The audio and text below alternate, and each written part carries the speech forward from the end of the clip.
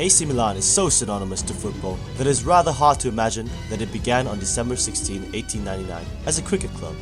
Alfred Edwards and Herbert Kilpin arrived from the English city of Birmingham to form the Milan Cricket Association.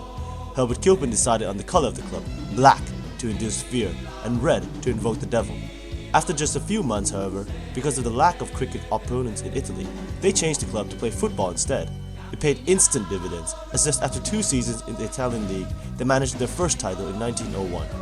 At the time, their hero was a man by the name of Van Hege, who was also Milan's leading scorer and guided the Rossoneri to victory.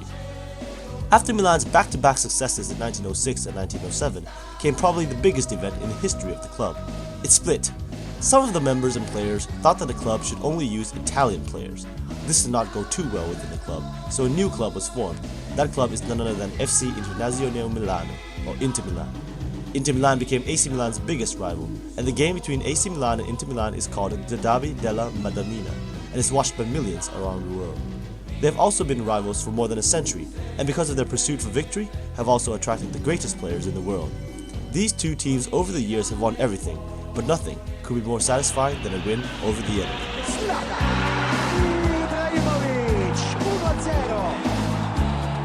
It's one of the greatest derbies in the world of football, not just in Europe, but across the world.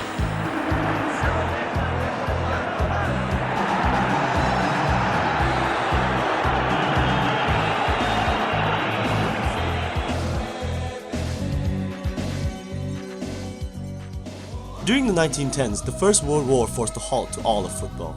However, it was after this time that the San Siro Stadium, or the Stadio Giuseppe Meazza, was built in 1926. The San Siro Stadium was the first stadium in Italy to be designed just for football, without the tracks circling the field. It started out as a stadium with a capacity of 35,000 people. Upgrading continued to the San Siro for the last 60 years before a major renovation for the World Cup in Italy. Now it can hold 83,000 supporters. The end result is a triumph for Italian football.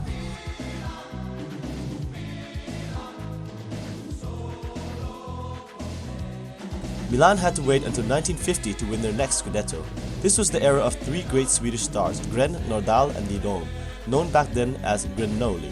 The 3 helped Milan to another 2 Scudetti in 1951 and 1954, and in this team there was a young man who would take the footballing world by storm. This man was Gianni Rivera. Rivera was born to be a star in a matter of skill and appearance. He was the golden boy of Italian football. He had a precocious talent, breaking into the Milan first team at only the age of 17. During his time as a Rossoneri, Rivera won many accolades, including the European Player of the Year, along with the League, European, and other club titles. He was also the star for the Italian national team, making him a hero everywhere. On the field, Rivera left usually reliable defenses in turmoil, as he split them apart and scored goals at will, making it look extremely easy. In the 1960s, Rivera guided AC Milan to the 1963 European Cup victory in Wembley against Benfica, bringing the European Cup to Italy for the first time. He was also part of the Italian national team that year that won the UEFA European Championships in 1968, Italy's first and only Euro title. Shoot, passaggio, Rivera, Rivera ancora 4-3, gol di Rivera. That year, Rivera then won the biggest prize in football, the Ballon d'Or, a European Player of the Year. Rivera and the AC Milan of that decade set a standard for the club that later generations of players will realize the amount of success that a club's the band.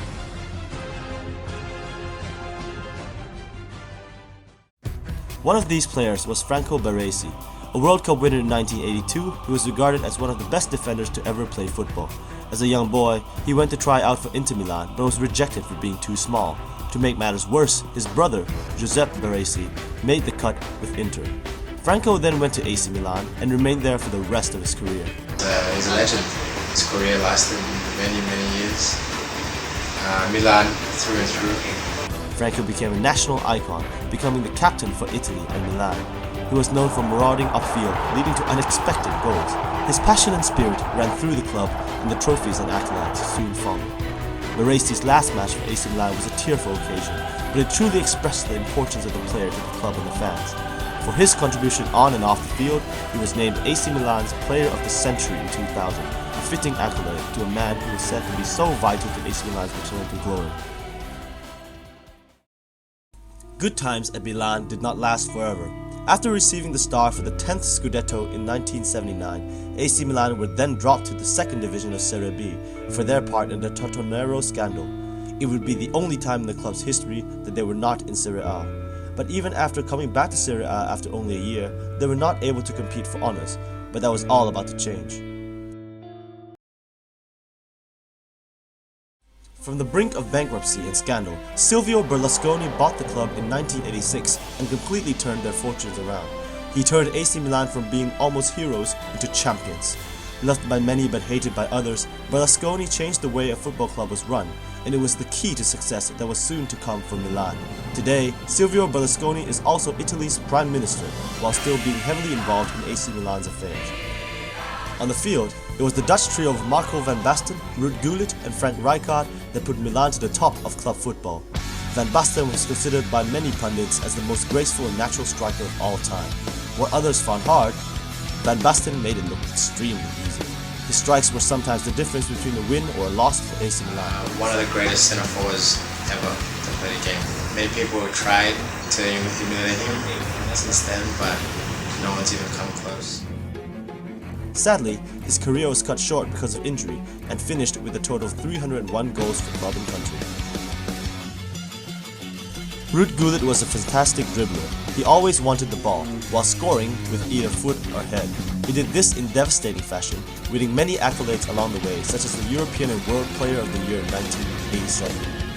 Frank Rijkaard was the unsung hero of the trio, a tireless midfielder with great all-round skills who was a vital part in the AC Milan setup. Enrico Sacchi, the new Milan coach at the time, saw Rijkaard's potential and turned him from an average central defender into a legendary holding midfielder. The magnitude of the Dutch trio to AC Milan was never more effective than when they won the European Cups in 1989 and 1990. It was the last time that any team won the European Cup twice in a row. In 1989, it was Ruud Gullit and Van Basten who scored 2 goals each to see off Steaua Bucharest in the final.